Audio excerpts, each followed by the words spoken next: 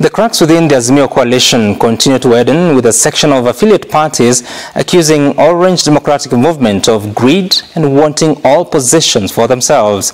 Wiper Party leader Kalonzo Musyoka expressed concerns over the decision by ODM to unilaterally appoint minority party leadership to the National Assembly from ODM without consulting affiliate parties.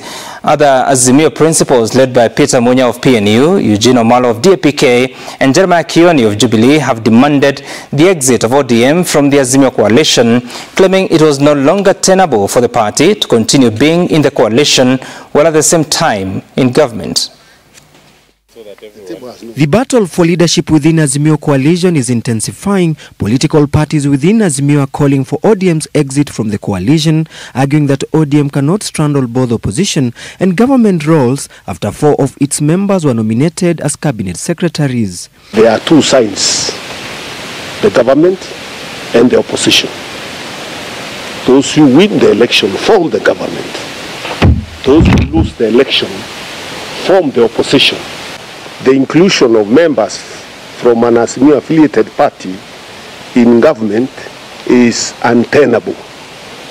Neither can the same be considered a government of national unity. This demand follows a meeting on Wednesday where Azimio leaders criticized Raila Odinga for his secretive dealings with President William Ruto and cover pact that allegedly sidelines his core principles. If you read our constitution carefully and clearly, you will see there is no animal in the constitution called government of national unity.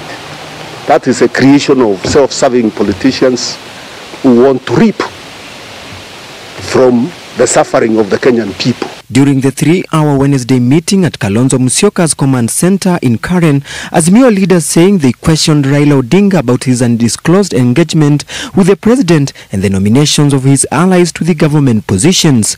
They now seek his ODM's removal from Azimio, accusing him of failing to clarify these developments to the core principals Kalonzo Musyoka of Wiper, Gideon Moi of KANU, Peter Munya of PNU and Jeremiah Kioni of Jubilee. We want to tell them that you can't be both the opposition and the government at the same time.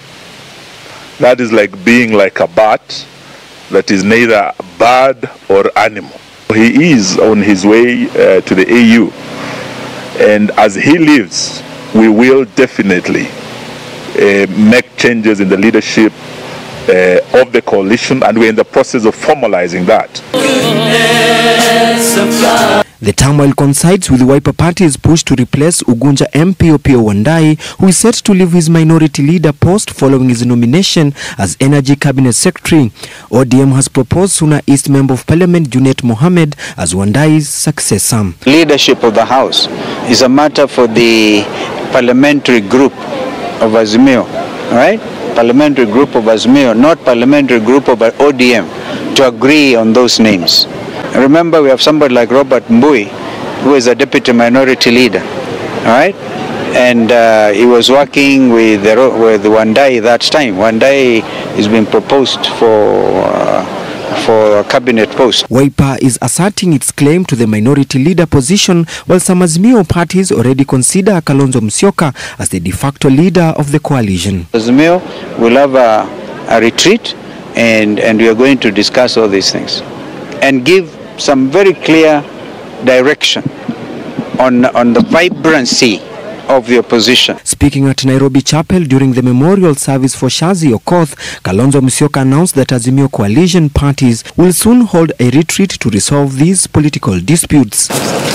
Despite Wiper Party faulting the nomination of 4 members of the ODM party into the cabinet, it has now declared its interest in occupying the vacant position of minority at the parliament after Opiyo Wandayi was nominated as the cabinet secretary for energy.